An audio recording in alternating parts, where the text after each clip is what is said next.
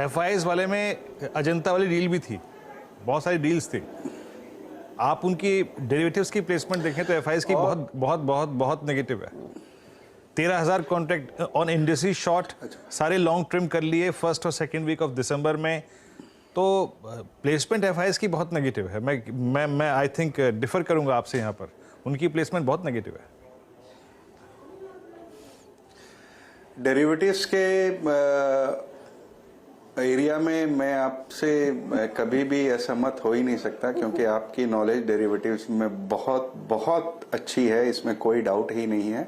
हो सकता है डेरिवेटिव डेटा में आपने ये देखा हो और ये सही लगी हो, लेकिन कहने का मेरा मतलब ये है कि ऐसे जो हालात बनते हैं जहां ओवर पैनिक हो जाए कि लोगों को ऐसे लगे कि दुनिया ही खत्म हो रही है, कुछ नहीं होने वाला है। हमने देखा है stocks, mid cap small cap में अगर आप देखेंगे ना, तो बहुत से ऐसे फंडामेंटली स्ट्रांग स्टॉक्स है जिन्होंने 30-30, 40-40% का कट दिखा दिया है।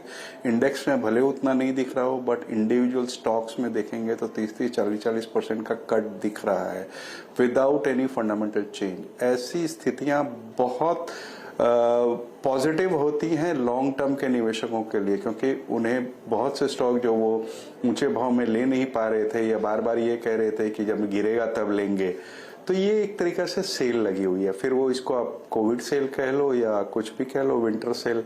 आई think there are lot of opportunities. आपको सिर्फ ये करना है कि आपको छोटी अवधि के लिए नहीं लेना है, आपको इंट्राडे के लिए नहीं लेना है, आपको 2 दिन 3 दिन के लिए नहीं लेना है। आप मन में ये ठान लो कि मुझे कम से कम 3 महीने के लिए यहाँ मार्केट में आना है, तो मैं नहीं समझता कि आपको मौजूदा स्तर से ऊपर के भाव नहीं दिखेंगे।